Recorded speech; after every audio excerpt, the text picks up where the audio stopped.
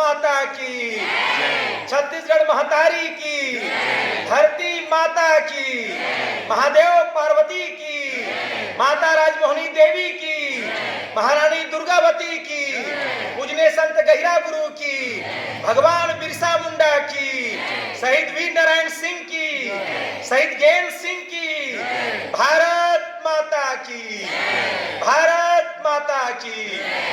आज शासकीय नवीन कन्या महाविद्यालय बैकुंठपुर के इस सभागार में, इस परिसर में इस एक दिवसीय कार्यशाला जो जनजातीय समाज के गौरवशाली अतीत, इसके 3 भागों में ऐतिहासिक, सामाजिक और आध्यात्मिक योगदान पर आयोजित इस कार्यक्रम में आज के इस कार्यक्रम की शोभा बढ़ा रहे और आदरणीय प्राध्यापक गण, सहायक प्राध्यापक गण, बहुत बड़ी संख्या में उपस्थित आत्मीय छात्राएं, शुरू से ही लगातार हम लोग इस कार्यक्रम को देख रहे हैं और वास्तव में जैसे ही हम लोग आए हैं, आप लोगों का स्वागत, आप लोगों का रंगोली, आप लोगों का स्वागत गीत और जो गीत करते हुए आपने जैसा जैसा गीत गाया वैसा वैसा व्यवहार किया कि थरिया में लोटा, लोटा में पानी, पानी में महुआ, पानी में आमा डहुरा, और गीत गाते गाते आपने पैर भी धो दिया,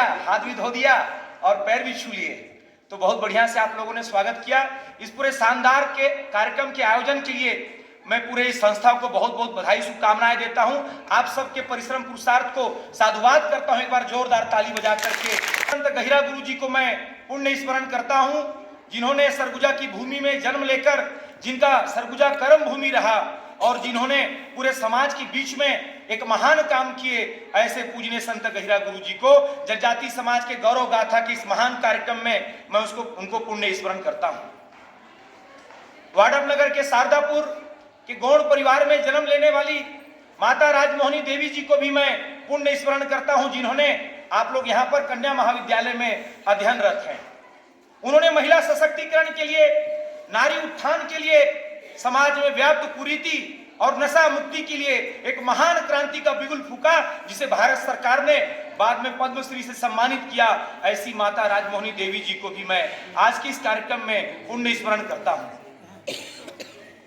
नगेसिया किसान परिवार में जन्म लेने वाले लागुड़ किसान जी को भी मैं पुण्य स्मरण करता हूं, जिन्होंने गुलाम भारत के अंदर में, सरगुजा की भूमि में अंग्रेजों के खिलाफ में और सामंतों के खिलाफ में एक महान क्रांति की। अभी 3 साल पहले 2022 में उनका अस्थि जो मल्टीपर्पज के स्कूल में रखा गया था 108 साल तक, 2022 में उनके कंकाल को अग्नि दिया गया। ऐसे महान क्रांतिकारी लागुड़ किसान जी को भी मैं पुण्य स्मरण करता हूं। एक बार जोरदार ताली बजना चाहिए। अंतवादियों ने 108 साल तक समाज में भय व्याप्त करने के लिए उनके कंकाल को, उनकी अस्थि को भय व्याप्त करने के लिए स्कूल में रखे थे। अभी हमारे सरगुजा के यशस्वी सांसद, उस समय विधायक थे सामरी के, उनके प्रयास से उनके कंकाल को, उनके अस्थि को अग्नि में अंत्येष्टि किया गया। मैं कोमरो जसपुर के उरांव परिवार में जन्म लेकर पूरे देश के अंदर के जनजाति समाज को संगठित करके देश को आगे बढ़ाने में, देश को आगे ले जाने में लगाने वाले ऐसे प्रातः वंदनीय जगदेव राम उरांव जी को भी मैं पुण्य स्मरण करता हूं। 20 नवंबर को महामहिम राष्ट्रपति जी जनजाति गौरव दिवस के एक बड़े कार्यक्रम में, देश के सबसे बड़े कार्यक्रम में अंबिकापुर की भूमि में आई थी। उन्होंने मन से 2 हमारे जनजाति क्रांतिकारी राजनाथ भगत, माझीराम गौड़, जो सरगुजा की भूमि में हुए, उनके वंशजों को उन्होंने सम्मानित करने का काम किया। मैं ऐसे महान क्रांतिकारी राजनाथ भगत, माझीराम गौड़ को भी पुण्य स्मरण करता हूं। लागुड़ किसान के क्रांति में सहयोग करने वाले ऐसे महान क्रांतिकारी थिथिर उरांव जी को भी मैं पुण्य स्मरण करता हूं। मैं सरगुजा सहित छत्तीसगढ़ सहित देश की भूमि में अलग अलग स्थानों में, अलग अलग कालखंडों में जन्म लेकर के इस धरती को 900 साल की गुलामी की बेड़ियों से मुक्त कराने वाले समस्त जनजातीय योद्धाओं को मैं पुण्य स्मरण करता हूं। महारानी दुर्गावती जी का जयंती का 500वां साल पूरा किया। मैं महारानी दुर्गावती, महान गौड़ महारानी को भी मैं पुण्य स्मरण करता हूं। भगवान बिरसा मुंडा जी का भी यह वर्ष, उनका जन्म 15 नवंबर 1875 को हुआ था, 150 साल पहले हुआ था। मैं उनके भी जन्म शताब्दी वर्ष के इस पावन अवसर पर उनको भी पुण्य स्मरण करता हूं। साथ ही साथ एक बार जोरदार ताली, जब ताली बजे, मातरम गीत जिसकी रचना आज से 150 साल पहले 1875 में महान क्रांतिकारी बंकिम चंद्र चट्टोपाध्याय समय में इस देश के अंदर में स्वाधीनता की ज्वाला भभक पड़ी थी। एक एक व्यक्ति के अंदर में वंदे मातरम का गीत गायन करने से अपने देश के प्रति, अपनी स्वाधीनता के प्रति एक अद्भुत भाव का जागरण होता था। मैं ऐसे गीत का जो रचना हुआ, जो हमारा राष्ट्रीय गीत है, मैं उसका भी वंदन अभिनंदन प्रणाम करता हूं। जब देश अलग अलग राज्यों में बटा हुआ था, अलग अलग राजा थे, अलग अलग राजवाड़ा हुआ करते थे, जब देश को एक सूत्र में पिरोने की बात हुई, जब इस देश को अखंड बनाने की बात हुई, उस समय में इस महान काम को करने वाले सरदार वल्लभ भाई पटेल, जिसको हम लोगों ने इतिहास में लौह पुरुष कहा, ऐसे महान व्यक्तित्व का भी या जन्म जयंती का 150वां साल है। 31 अक्टूबर 1875 को उनका जन्म हुआ था। मैं उनको भी पुण्य स्मरण करता हूं। साथियों, मैं अपनी बात को शुरू करता हूं जो हम लोगों ने स्कूली पाठ्यक्रम में पढ़ा है। एक महान कवि हुए मध्य प्रदेश में, श्री कृष्ण सरल जी, हमारी संचालनकर्ता भी लगातार कविताओं के माध्यम से इस कार्यक्रम को गति दे रही है, आगे बढ़ा रही हैं। उसी प्रकार से मैं भी अपनी बात एक कविता के माध्यम से कहता हूं, जिनको याद होगा मेरे साथ गुनगुनाएंगे।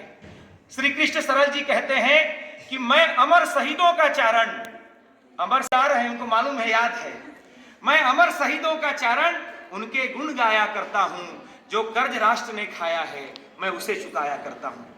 पूजे ना गए शहीद तो फिर, पूजे ना गए शहीद तो फिर ए पंथ कौन अपनाएगा, धरती को मां कहकर मिट्टी माथे पर कौन लगाएगा, तोपों के मुंह से कौन अकड़ अपनी छातियां अड़ाएगा, चूमेगा फंदे कौन, गोलियां कौन वक्ष पर खाएगा, अपने हाथों अपने मस्तक, अपने हाथों अपने मस्तक फिर आगे कौन बढ़ाएगा, या धर्म कर्म यह मर्म, या धर्म कर्म यह मर्म सबको बतलाया करता हूं।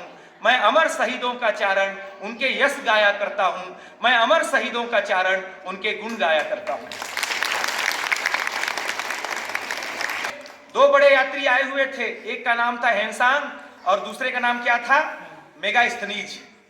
जब वह इस देश की यात्रा करता है, इस देश को सभी प्रकार से देखता है, समझता है, जानता है, तब वह एक पुस्तक लिखता है। उस पुस्तक का नाम था इंडिका। उसमें उसने लिखा कि इस देश की रक्षा करने वाली अगर कोई पहली पंक्ति है तो वह जंगल में रहने वाला या जनजाति समाज है। उसने अपनी पुस्तक में लिखा है। अभी प्रिंसिपल मैम बोल रही थी कि आज यह अवसर है कि इस देश को आजाद कराने के लिए जिन जनजाति वीर और वीरांगनाओं ने अपने जीवन का बलिदान किया है, उसको स्मरण करने का, उसको देखने का, उसको जानने का, उसको समझने का। साथियों, कई बार जब हम अतीत की बात करते हैं, जैसा लिखा भी है जनजाति समाज का गौरवशाली अतीत, तो कई बार हम लोग अगर जनजाति समाज से नहीं है तो मन में आ सकता है कि क्या जनजाति समाज का अतीत और इस देश का अतीत दोनों अलग अलग है क्या? तो इसका जवाब होगा बिल्कुल नहीं।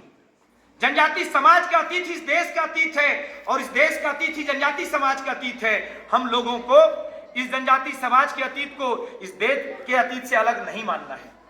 कई बार हमें सहसा बता दिया जाता है कि इस देश को आजाद कराने में केवल कुछ लोगों का हाथ है, केवल कुछ परिवारों का हाथ है, केवल कुछ परिवारों ने बलिदान किया है। जब इस प्रकार की बातें की जाती है तब हमारे जनजाति समाज वीर योद्धाओं के साथ जनजाति समाज के बलिदान को, उनके संघर्ष को, उनके त्याग को, उनके समर्पण को जितना स्थान मिलना चाहिए, जो दर्जा मिलना चाहिए, जो सम्मान मिलना चाहिए, भारतीय इतिहासकारों ने वो सम्मान नहीं दिया, वो स्थान नहीं दिया, वो जगह नहीं दिया है। इसलिए आज यह कार्यक्रम आपके उस शिक्षण संस्थान में किया जा रहा है। यहाँ पर जितने लोग बैठे हैं, एक दो बच्चों को छोड़ करके, जो हमारा एक छोटा भाई है और बहन है, उन सबको छोड़ करके यहाँ कोई भी 12वीं से नीचे की पढ़ाई कर रहा है क्या? अभी मैं प्राचार्य कक्ष में बैठा हुआ था तो मैडम बता रही थी कि आपके यहाँ पर 6 कोर्स पोस्ट ग्रेजुएशन का चलता है। हो सकता है MSc होगा, MCom होगा, MA होगा, ऐसे 6 कोर्स आपका पोस्ट ग्रेजुएशन का आपके महाविद्यालय में संचालित है और अलग अलग प्रकार के अनेक कोर्स संचालित हैं जो ग्रेजुएशन के हैं। इसका मतलब यह हुआ कि आज इतने बड़े कार्यक्रम की आवश्यकता हमारा छत्तीसगढ़ शासन का उस शिक्षा विभाग आज क्यों ऐसा महसूस करता है कि आजादी प्राप्त किए हुए 79 साल बीत गया।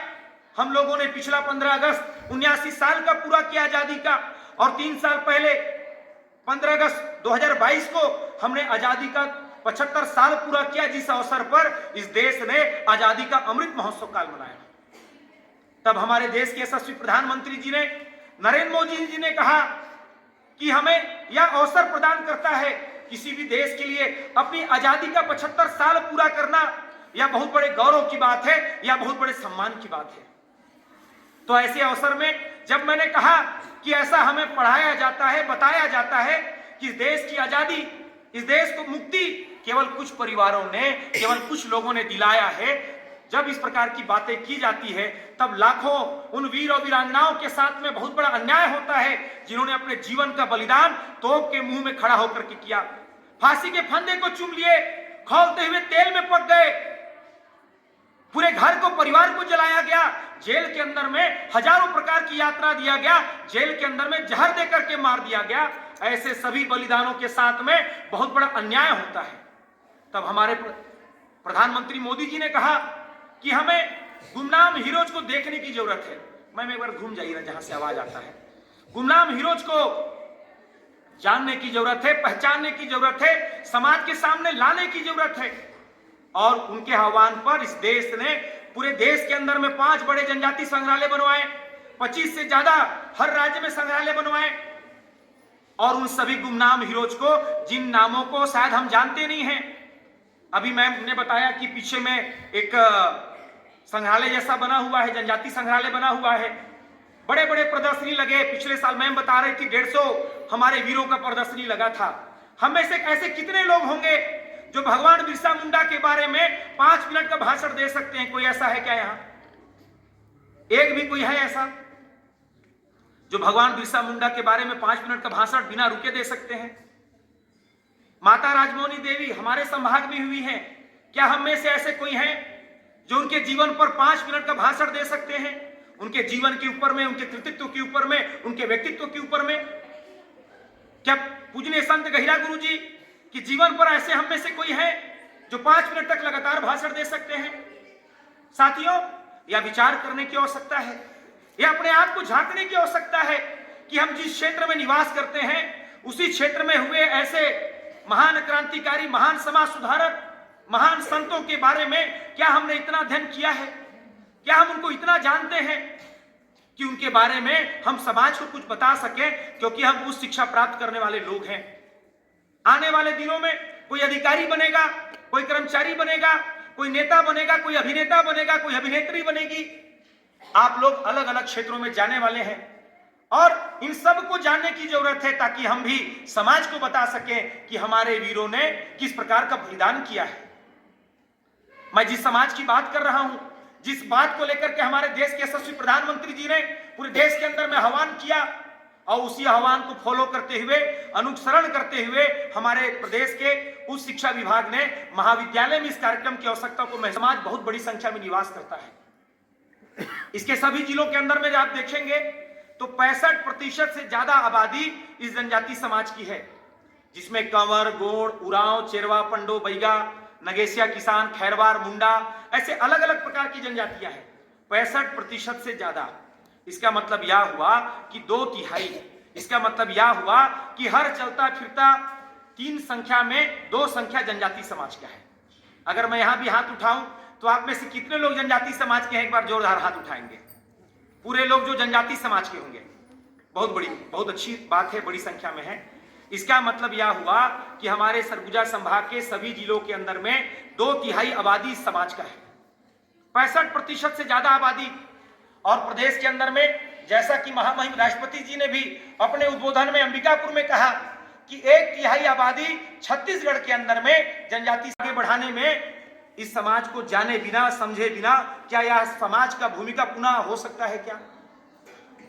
कई बार हमारे मन में सहसा आता है, जब आदिवासी शब्द सुनते हैं तो हमारे मन में सहसा आता है आदिवासी असभ्य समाज है, पहनने नहीं आता, खाने नहीं आता, बहुत गरीब होते हैं, बहुत पिछड़े होते हैं, कम पढ़े लिखे होते हैं। हम सहसा हमारे मन में यह बात आता है। साथियों, हमें देखना पड़ेगा कि क्या यह समाज वाकई में ऐसा है जो हम बोलते हैं असभ्य समाज, अशिक्षित समाज, बहुत ही पिछड़ा हुआ समाज, दीनहीन समाज, बहुत दुखियारा समाज, क्या वास्तव में हम ऐसे हैं? क्या जैसा हमको बताया जाता है, पढ़ाया जाता है, क्या जाओ अपना स्वाभिमान, इस देश को स्वाभिमान के साथ में स्वाधीन कराने में इस समाज की अपनी क्या भूमिका रही, स्वतंत्रता कराने में इसका अपना क्या योगदान रहा? हमारे देश के प्रधानमंत्री ने 2022 में कहा कि अपना स्वत्व, अपना खुद का क्या रहा है, स्वधर्म क्या रहा है, इसको जानने की आवश्यकता है। तो यह आज अवसर है इस समाज के गौरव को जगाने का। और गौरव क्या होता है उसको मैं एक उदाहरण में आपको बताता हूं। हमारा छत्तीसगढ़ 2000 से पहले किस राज्य में जुड़ा हुआ था? किस राज्य के हिस्सा थे हम लोग? छत्तीसगढ़ की राजधानी रायपुर है।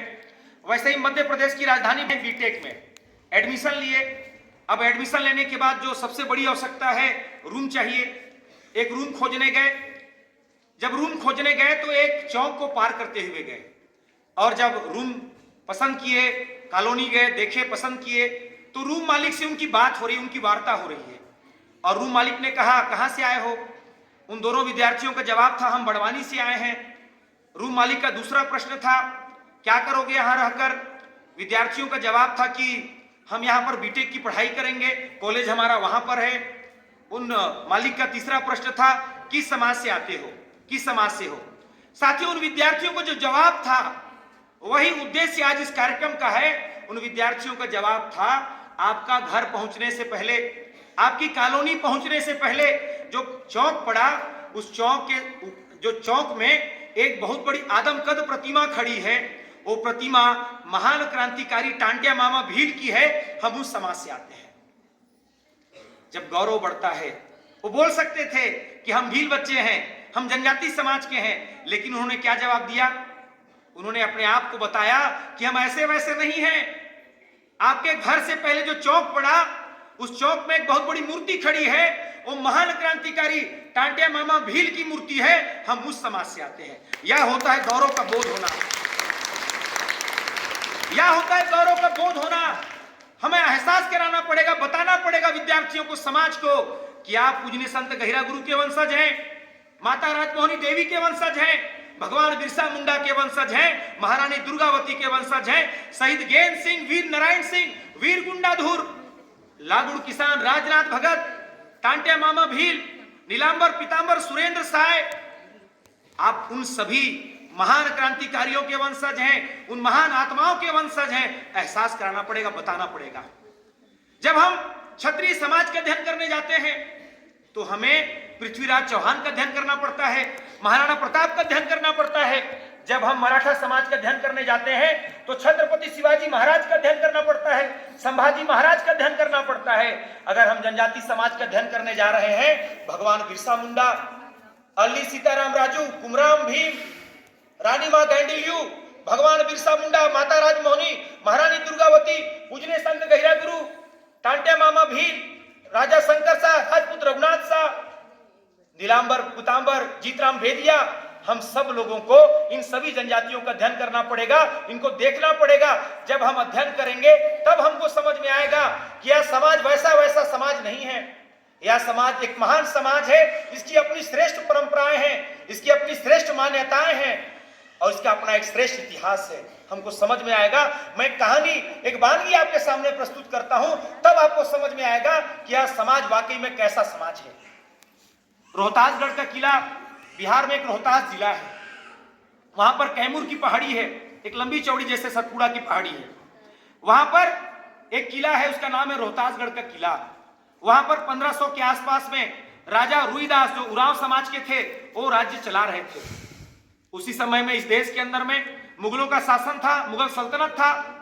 मुगलों ने उस किला में हमला किया, और जब हमला हुआ तो उसी समय राजा रुईदास की बेटी, उरांव समाज की बेटी माता सिंगी दाई, और सेनापति की बेटी माता कैली दाई ने उरांव सेना का नेतृत्व किया, और सोन नदी के किनारे में 12 सालों में 3 बार लड़ाई लड़ी गई। उसमें मुगलों को 3 बार चारों खाने चित किया। आज भी आप देखेंगे, एक बार जोरदार ताली हमारी वीरता देंगे, कि उरांव महिलाएं अपने माथे में 3 बिंदु की गोदना कराती हैं। देखे हैं कि नहीं देखे हैं? वो इसी बात का प्रतीक है साथियों कि हमने सोन नदी के किनारे में जिन मुगलों के बारे में भयंकर इतिहास और भयंकर कसीदे लिखे गए हैं कि अकबर महान था तो ये औरंगजेब महान था, वो महान था, लेकिन क्या कभी हमें बताया गया, पढ़ाया गया कि हमारे उरांव राजा की बेटियों ने, सेनापति की बेटी ने सेना का नेतृत्व करके मुगल सेना को सोन नदी के किनारे में 3 बार पराजित किया है। इस गौरव के बारे में, इस वीरता के बारे में, इस शौर्य के बारे में हमें नहीं पढ़ाया जाता है। आज भी उरांव महिलाएं हर 12 साल में पुरुष वेश धारण करके जनी शिकार करती हैं और बकरा को, मुर्गा को मुगल मान करके उनका वध करती हैं। यह इस बात का गौरव है, इस बात का अभिमान है, स्वाभिमान है। उसी समय में 1500 के आसपास में गढ़मंडला क्षेत्र, जो उस समय में सबसे बड़ा साम्राज्य हुआ करता था, वहां पर महारानी दुर्गावती शासन कर रही थी। मेरा साथ दीजिएगा आप लोग, एक कविता है जो आप लोगों के जुबान में होगा, मेरा साथ दीजिएगा।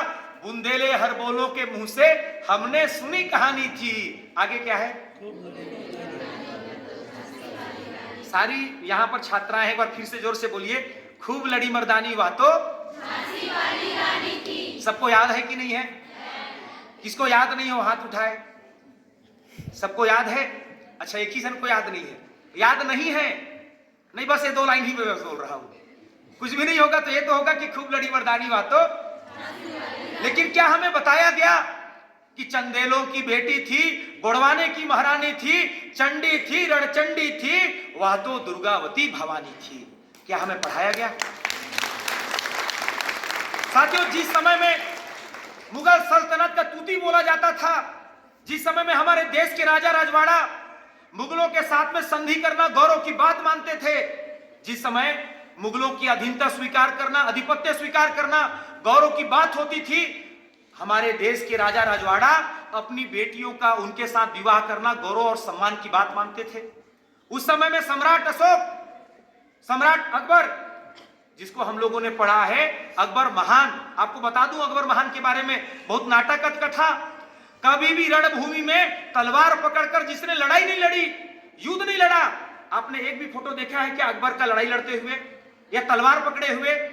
महारानी दुर्गावती को आपने कैसा देखा है? यहां पर फोटो है, एक हाथ में ढाल और एक हाथ में तलवार। इस महारानी दुर्गावती के पास में अकबर ने संदेश भेजा कि तुम मेरा आधिपत्य स्वीकार कर लो, मुझसे संधि कर लो, अपना आधार सिंह सेनापति मुझे दे दो, अपना सरमन हाथी मुझे दे दो।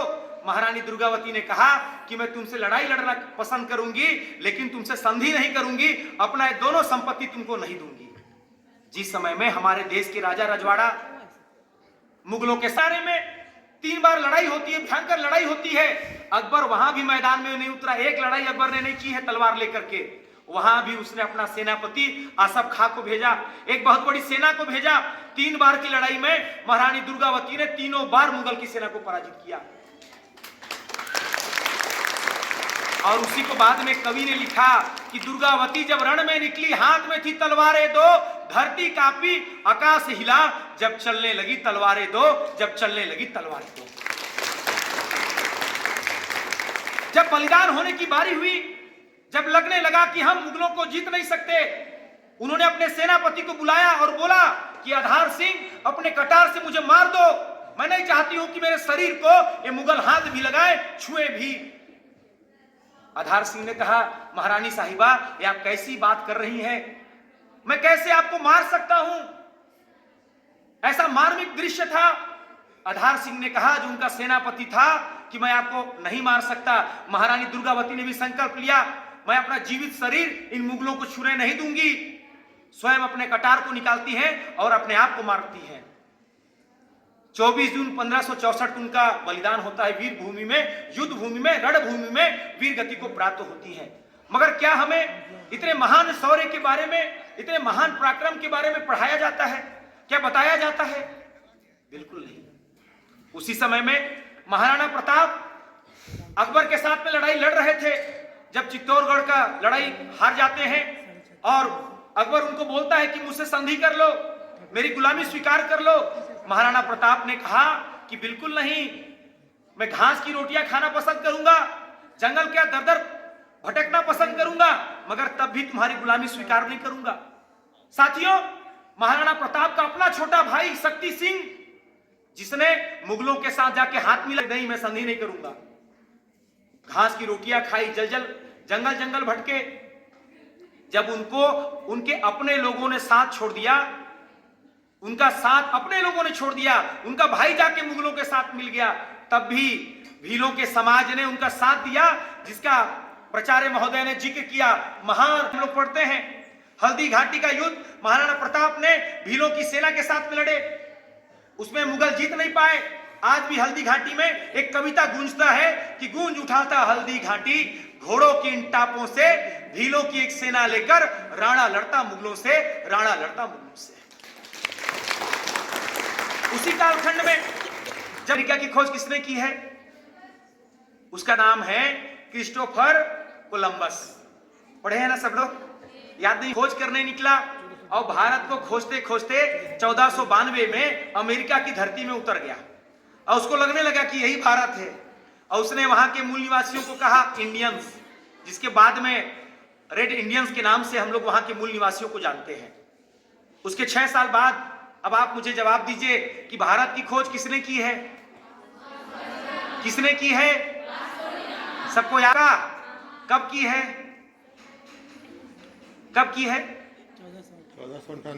1498 में वास्को डी गामा ने भारत की क्या की है? क्या आप ऐसा मानते हैं? क्या भारत कहीं खो गया था? क्या भारत को हम भूल गए थे? भारत गायब हो गया था? भारत समुद्र में तैर रहा था? भारत समुद्र में डूब गया था? कहां था भारत, जिसको वास्को डी गामा आता है 1498 में और भारत की खोज करता है? भारत कहां था? और हमें पढ़ाया जाता है कि भारत की खोज, साथियों, भारत वह भारत है जहां पर 4 वेदों की रचना हुई। भारत वह भारत है जहां पर गुरुकुल की व्यवस्था थी, ऋषि मुनि अपने विद्यार्थियों को गुरुकुल में पढ़ाते थे। भारत वह भारत है जहां पर गुप्त वंश हुआ, जहां पर मौर्य वंश हुआ, जहां पर ईसा पूर्व गौतम बुद्ध हुए, जहां पर आचार्य चाणक्य जैसा गुरु हुआ, जहां पर चंद्रगुप्त जैसा राजा हुआ, जिसने अखंड भारत की स्थापना किया, जिसने अखंड भारत की रक्षा की, जहां पर तक्षशिला विश्वविद्यालय, जहां पर नालंदा विश्वविद्यालय हुआ करते थे, जहां पर पूरी दुनिया के कोने कोने से विद्यार्थी आकर के एक छत के नीचे में एक समय में 100 विषयों का व्याख्यान होता था, वैसे भारत के लोगों को ऐसे भारत में पढ़ाया जाता है कि आज से 550 साल पहले वास्को डी गामा आता है और भारत की खोज करता है। ये गलत इतिहास है कि नहीं है? ऐसा भारत जहां पर इतने बड़े बड़े विश्वविद्यालय हुआ करते थे, जहां पर बख्तियार खिलजी आता है, नालंदा विश्वविद्यालय को तोड़ता है, लाइब्रेरी को जलाता है, 6 महीना से ज्यादा समय तक उस लाइब्रेरी में इतनी ग्रंथ थे, इतने पुस्तक थे, इतने साहित्य थे कि 6 महीना से ज्यादा समय तक कहा जाता है कि वहां का लाइब्रेरी जलता रहा। ऐसे भारत, समृद्ध भारत, ज्ञानवान भारत, विश्व गुरु भारत, सोने की चिड़िया भारत के लोगों को पढ़ाया जाता है कि वास्को डी गामा आया और भारत की खोज किया। इसी प्रकार का गलत इतिहास जनजाति समाज के स्वाधीनता आंदोलन के बारे में लिखा गया है, बताया गया है। जब 1600 में ईस्ट इंडिया कंपनी बना और भारत में वह ईस्ट इंडिया कंपनी आता है भारत में व्यापार करने के लिए, और धीरे धीरे जब ईस्ट इंडिया कंपनी एक पॉलिटिकल फोर्सेस बनता है, एक राजनीतिक शक्ति बनता है, तो 1857 की क्रांति, जिसे हम लोगों ने स्वाधीनता का पहला स्वाधीनता समर कहा है, उसे 100 साल पहले 1757 में एक बहुत बड़ी लड़ाई हुई। उस लड़ाई का नाम था प्लासी की लड़ाई, जिसमें अंग्रेजों ने मुगलों को हरा करके भारत में अपनी सत्ता को स्थापित किया। मुगल वो थे जो 1100 ईस्वी के आसपास में कभी महमूद गजनवी के रूप में, कभी महमूद गजनी के रूप में आए और इस देश को लगभग 700 सालों तक लूटा खसोटा शासन किया। वो मुगल 1757 में एक लड़ाई जिसका नाम था प्लासी की लड़ाई, उसमें मुगल ताश के पत्तों की तरह ढह गए अंग्रेजों के सामने। उसके 7 साल बाद एक दूसरी लड़ाई हुई जिसे हम लोग बक्सर की लड़ाई के रूप में जानते हैं। उस लड़ाई को जीत करके मुगलों को हराकर, जिसमें मुगल बादशाह, अवध का नवाब, बंगाल का नवाब टिक नहीं पाए और अंग्रेजों ने इस देश के अंदर में अपना सत्ता, अपना हुकूमत स्थापित किया। जो मुगल इस देश के अंदर में लगभग 700 सालों तक शासन किए, राज किए, गुलाम बनाए, वो मुगल 7 सालों में 2 बड़ी लड़ाई हुई।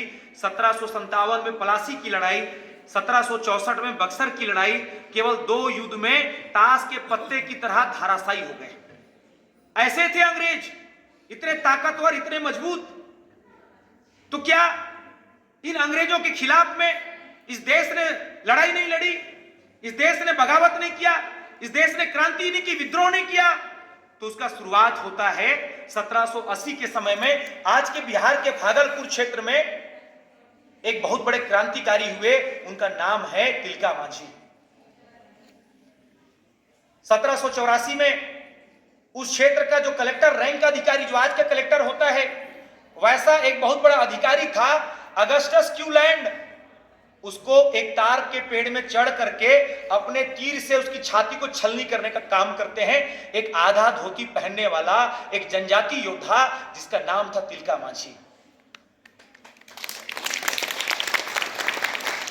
अंग्रेज वो हैं जिनके सामने मुगल बादशाह टिक नहीं पाए।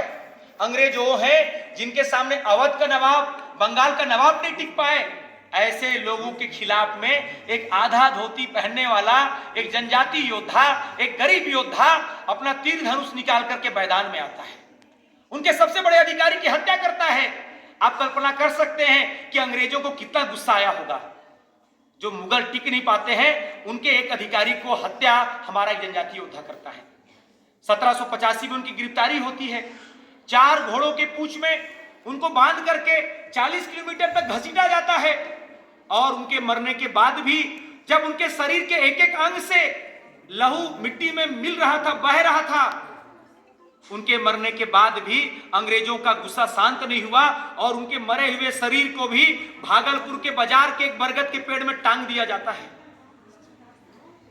आज भी वो संथाल जनजाति समाज के थे। आज भी संथाली भाषा में एक गीत चलता है कि तुम पर कोड़ों की बरसात हुई, तुम पर कोड़ों की बरसात हुई, तुम घोड़ों में बांधकर घसीटे गए, फिर भी तुम्हें मारा नहीं जा सका। तुम भागलपुर में सरेआम फांसी में लटका दिए गए, फिर भी डरते रहे जमींदार और अंग्रेज। तुम्हारी तिलका गुस्सेल आंखों से तुम मरकर भी मारे नहीं जा सके। तिलका मांझी, तुम आधुनिक भारत के पहले क्रांतिकारी थे, पहले क्रांतिकारी थे। जब 1857 की क्रांति की बात होती है तो सहसा पहले बलिदानी के रूप में, पहले शहीद के रूप में हम लोग किनको जानते हैं? मंगल पांडे। मंगल पांडे जी को जानते हैं। लेकिन उससे भी अनेक साल पहले, कई साल पहले इस देश को आजाद कराने में जो सबसे पहला बलिदान अगर किसी का हुआ है, सबसे पहला प्रतिक्रिया किसी ने दिया है, तो जनजाति समाज के योद्धा ने दिया है। उस महान क्रांतिकारी का नाम था तिलका मांझी। आज हमें इतिहास में वह पढ़ाया जाता है क्या? बताया जाता है क्या? बाद में हम देखते हैं 1818 में जब गढ़चिरौली के रास्ते छत्तीसगढ़ में भी अंग्रेजों का आना होता है, उस समय में केवल 6 साल बाद 1824 में एक बहुत बड़ा विद्रोह होता है। उस विद्रोह का नाम था परालकोट का विद्रोह, जिसका नेतृत्व हमारे हल्बा जनजाति समाज के महान योद्धा शहीद गेंद सिंह जी करते हैं। थोड़ा और आगे जाते हैं 1830 के आसपास में, तो झारखंड क्षेत्र में गुमला जिला के एक सीलागाई गांव है, वहां पर हमारे उरांव समाज का एक वीर योद्धा जिसका नाम है शहीद वीर बुद्धू भगत, वो खड़े हो जाते हैं और वो जनजाति समाज को संगठित करके एक महान क्रांति की शुरुआत करते हैं। उस क्रांति का नाम है कोल क्रांति, कहीं कहीं पर लड़का क्रांति भी कहा जाता है। उनके खिलाफ में, अंग्रेजों के खिलाफ पूरे समाज को संगठित करते हैं। 1832 में उनके पूरे गांव को अंग्रेजों ने घेर लिया, गोलीबारी की, पूरे गांव को जला दिया, पूरे परिवार को जला दिया। उनके 2 बेटे हलधर, गिरधर, उनकी 2 बेटियां, रुनिया जो 9 साल की थी, जुनिया जो 7 साल की थी, पूरे परिवार का बलिदान होता है। पूरा परिवार का बलिदान होता है साथियों। एक दिन में 300 जनजातियों का बलिदान 1832 में लड़का क्रांति में होता है। 1855 का 30 जून, जिसमें 2 संथाली बेटे सिद्धू कानू मुर्मू, हमारी महामहिम राष्ट्रपति जी भी उसी समाज से हैं, श्रीमती द्रौपदी मुर्मू। उसी समाज में 2 महान क्रांतिकारी हुए जिनका नाम है सिद्धू कानू मुर्मू। उन्होंने घोषणा किया कि ये मिट्टी हमारी है, ये जमीन हमारा है, ये उपज हमारा है, हम तुमको कर क्यों देंगे, तुमको टैक्स क्यों देंगे, अंग्रेजों भारत छोड़ो। और उन्होंने ऐसा कहते हुए एक महान क्रांति की, उस क्रांति का नाम है हूल क्रांति। उनके दो भाई चांद भैरव, उनकी दो बहनें फूलो झानो, पूरा परिवार का बलिदान होता है। कहा जाता है कि जब तक आखिरी ढोल बजता रहा तब तक एक एक संथाली अंग्रेजों के साथ में लड़ता रहा। जब ढोल बजाने वालों को अंग्रेजों ने मारा तब जाकर के एक एक संथाली का बलिदान होता है। इतिहासकार हंटर ने लिखा कि हूल क्रांति में 60,000 से ज्यादा जनजातियों का बलिदान हुआ। रविन्द्रनाथ टैगोर ने कहा कि हम अंग्रेजों से लड़ सकते हैं, अंग्रेजों को चुनौती दे सकते हैं, अगर इस बात को किसी ने बताया, इस बात को किसी ने एहसास कराया तो संथाली समाज है, संथाली समाज का हूल क्रांति है। उसके 2 साल बाद में इस देश ने संगठित रूप से, संयुक्त रूप से एक महान क्रांति की, जिसे भारतीय इतिहास में हम लोग पहले स्वाधीनता समर के रूप में, संग्राम के रूप में जानते हैं। हमारे छत्तीसगढ़ के सोनाखान में एक बिंजवार परिवार में एक बेटा का जन्म हुआ। उन्होंने 500 जनजातियों को संगठित करके, जिस समय में अकाल पड़ा हुआ था, अनाज को लूट करके जनता के बीच में बांटने का काम किए। उनकी गिरफ्तारी होती है और 10 दिसंबर 1857 को रायपुर के जयस्तंभ चौक में जिनको फांसी पर चढ़ा दिया जाता है, हमारे छत्तीसगढ़ के पहले शहीद वीर नारायण सिंह जी हुए। उड़ीसा में सुरेंद्र साय जी हुए, झारखंड में नीलांबर पीतांबर हुए, हमारे मध्य प्रदेश गढ़मंडला क्षेत्र में राजा शंकर शाह, राजपूत रघुनाथ शाह हुए। उन्होंने एक कविता लिखी, उस कविता के चलते दोनों पिता पुत्रों को तोप के सामने बांध करके उड़ा दिया जाता है। उन्होंने क्या ऐसा लिखा था? उनकी कविता थी, मुंद मुख डंडीन को चुगलों को चबाई खाई, खूंडदार दुश्मन को शत्रु संहारिका, मार अंग्रेज रेज कर दाई मात चंडी, बचे नहीं बैरी बाल बच्चे संहारिका, शंकर की रक्षा कर दास प्रतिपाल कर, दीन की पुकार सुन है मात कालिका, खाइले मलेच्छन, मलेच्छन मतलब अंग्रेज, खाइले मलेच्छन देर नहीं करो मात, भक्षण तक्षण को बैरिन को कालिका, हे माई कालिका। इस कविता के चलते दोनों पिता पुत्रों को तोप में बांध करके उड़ा दिया जाता है। 1857 की क्रांति में इस देश के अंदर में सभी कोनों में जनजाति समाज ने बलिदान दिया है। 1860 के आसपास में तेलंगाना का निर्मल वन, जहां पर रामजी गौड़ ने स्वाधीनता संग्राम का नेतृत्व किया, उनके 1000 साथियों को उनके साथ में एक बरगद के पेड़ में फांसी पर चढ़ा दिया जाता है। 1860 में आप कल्पना करिए, एक ही पेड़ में रामजी गौड़ और उनके 1000 साथियों का बलिदान होता है। 1857 की जब क्रांति असफल हुआ, विफल हुआ, लगने लगा कि जिन अंग्रेजों के इस दुनिया के ज्यादातर देशों में उपनिवेश हैं, ज्यादातर देशों को गुलाम बनाकर रखे हैं, वो खुद खुलेआम बोलते थे कि हमारा सूर्यास्त नहीं हो सकता, इतने देशों में हमारा साम्राज्य चल रहा है। ऐसे अंग्रेजों के खिलाफ में जब 1857 की क्रांति असफल हुआ, तब लगने लगा कि अब इनको तो हम चुनौती नहीं दे सकते, अब इनको नहीं हरा सकते, ये हमेशा इस देश को गुलाम बना के रखेंगे। ऐसे निराशा के दौर में 1875 के 15 नवंबर के दिन में खूंटी जिला के उलीहाती गांव में पिता सुगना मुंडा, माता करमी मुंडा के घर में एक भगवान ने जन्म लिया, जिसको समाज ने बाद में कहा धरती आंबा भगवान बिरसा मुंडा। जब अंग्रेजों ने उनको, चूंकि वो पढ़े लिखे थे, उनको अनुवादक की भूमिका में रखे थे, जब उन्होंने देखा कि मुंडा सरदारों का जमीन को अंग्रेज अवैध रूप से कब्जा कर रहे हैं, हड़प रहे हैं, तो उन्होंने कहा कि आप ये क्यों कर रहे हो, मुंडा सरदारों का जमीन को गलत तरीके से क्यों छीन रहे हो। और ऐसा करते हुए मात्र 14 साल की उम्र में वो स्वाधीनता के लिए कूद पड़ते हैं, एक महान क्रांति करते हैं और बोलते हैं अबुआ दिसोम अबुआ राज, ये हमारा देश है या हमारा राज्य होना चाहिए। उन्होंने कहा अबुआ दिसोम अबुआ राज, ये हमारा देश है, हमारा राज्य होना चाहिए। उन्होंने स्वधर्म से स्वराज्य की बात की और उसी के मात्र उनके जन्म के 10 साल बाद 1885 में एक बहुत बड़ा संगठन का गठन हुआ, जिसको हम लोग जानते हैं भारतीय राष्ट्रीय कांग्रेस के रूप में। आपको मालूम है उसका गठन किसने किया था? भारतीय राष्ट्रीय कांग्रेस की स्थापना किसने किया है? Sir A.O. ह्यूम ने किया, एक अंग्रेज अधिकारी ने किया, जिसको हम लोग इस देश के स्वाधीनता लड़ाई का हम लोग श्रेय देते हैं। उसको बनाने वाला एक अंग्रेज अधिकारी था, जिसका गठन अंग्रेजी सत्ता के गुणगान के लिए, अंग्रेजी सत्ता को अमर बनाए रखने के लिए किया गया था, जिसके पहले के 10 साल के अधिवेशनों में नारा लगते थे, अंग्रेजी साम्राज्य अमर रहे, अंग्रेजी सत्ता की जय, महारानी विक्टोरिया की जय, ऐसे नारे लगते थे।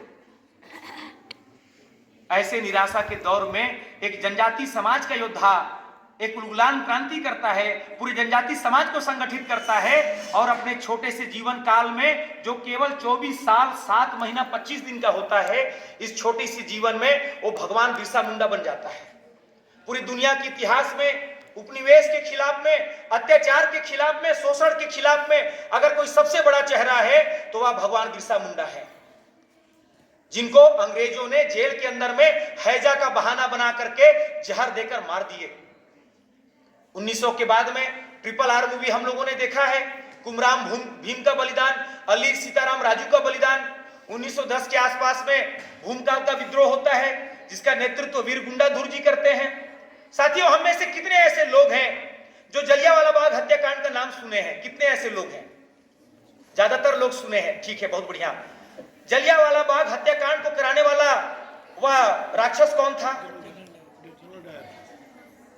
हमारे सर बता रहे हैं, जनरल ओ डायर। उसने क्या किया? हमारे लोग जुटे हुए थे जलियांवाला बाग हत्याकांड में।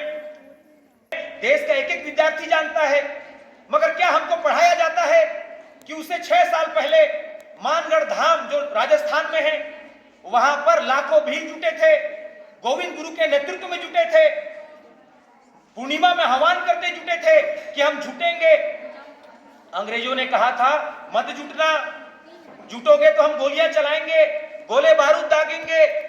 तभी भीलों ने कहा भुरेटिया थारी नहीं मानू रे नहीं मानू, अंग्रेजों तुम्हारी हम नहीं मानेंगे। और ऐसा कहते हुए लाखों भील वहां जुटते हैं। अंग्रेजों के द्वारा 2 लाख राउंड फायर होता है, तोप से गोले बारूद दागे जाते हैं। अंग्रेज अधिकारी लिखता है कि जब मैंने देखा कि एक नवजात शिशु अपनी मां का दूध पी रहा है और उसकी मां गोली से मर चुकी है, जब मैंने इस मार्मिक दृश्य को देखा, तब मैंने कहा कि अब गोली चलाना बंद करो। उनकी रिपोर्ट कहते हैं कि 1500 लोग मारे गए, लेकिन आप कल्पना करिए कि जहां पर 2 लाख राउंड फायर हुआ हो, गोली चले हों, गोले बारूद दागे गए हों, क्या वहां पर 1500 लोग केवल मारे गए होंगे? इतिहास में हमें नहीं पढ़ाया जाता है। अगर जलियांवाला बाग हत्याकांड अंग्रेजों के द्वारा किया गया क्रूरतम अपराध है, वहीं पर मानगढ़ धाम भीलों की महान शौर्य, महान त्याग, महान बलिदान का उदाहरण है। जगह भागने का पर्याप्त था, लेकिन कोई भी भागा नहीं। सबने कहा भुरेटिया थारी नहीं मानू रे नहीं मानू। यहां तक कि भीलों ने गोलियों को भी पीठ नहीं दिखाया। वो महान देशभक्त, महान राष्ट्रभक्त भील समाज है, उसके बारे में हमको नहीं पढ़ाया जाता है।